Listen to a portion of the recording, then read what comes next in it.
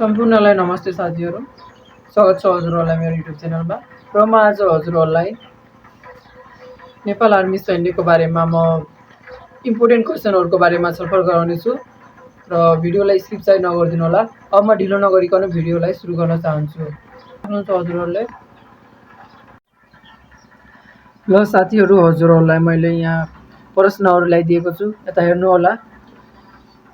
मैले लेखेको छु सुरुमा सैन्यदेखि बढुवा हुँदै प्रमुख सुबेदारसम्म रहेको छ। हजुर बढुवा हुँदै जानुहुन्छ। नेपाल आर्मी सानोदेखि ठुलो पद र दर्जानी चिन्हहरु लेखेको छु।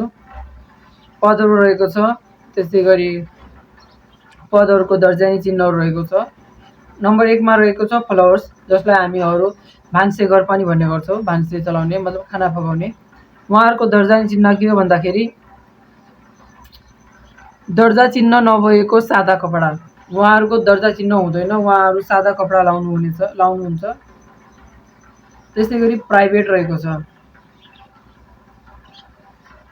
प्राइभेट भन्दाखेरि केवल पोशाक वा वर्दी युनिफर्म लगाएको, कुममा गनको नाम नभएको।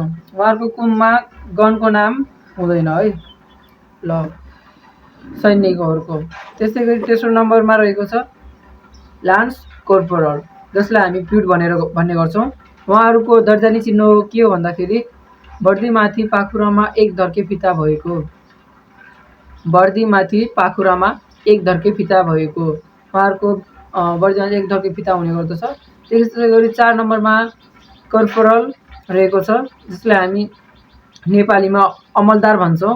उहाँहरुको 2 फिता हुन्छ। यहाँ चित्र पनि हेर्नु होला हजुरहरु, मैले बनाएको छु।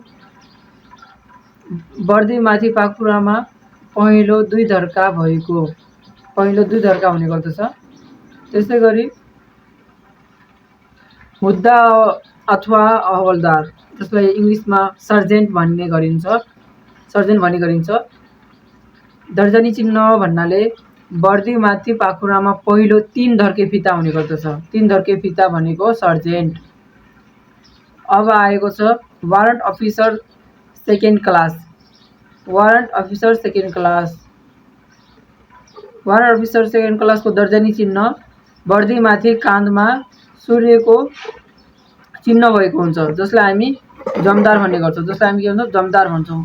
त्यसैगरी अन्त्यमा के रहेको छ भन्दाखेरि अझै पनि छ अर्को पान्नामा है, वारन्ट अफिसर फर्स्ट क्लास रहेको छ, जसलाई नेपालीमा सुबेदार भन्ने गरिन्छ।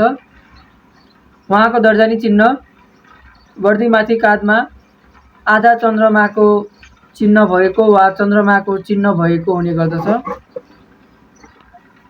हेर्न सक्नुहुन्छ हजुरहरु, सम्पूर्ण मैले क्वेशनहरु यहाँ उहाँहरुको पद र दर्जानी चिन्हहरु राखेको छु। अझै थप यो पार्ट 1 नै हो, पार्ट 2 अझै बाँकी नै छ। हजुरहरुले मलाई साथ दिएर यो भिडियोमा आइदिनु भएकोले म धेरै धेरै धन्यवाद दिन चाहन्छु। ल अहिलेको लागि नमस्ते, बाइ बाइ।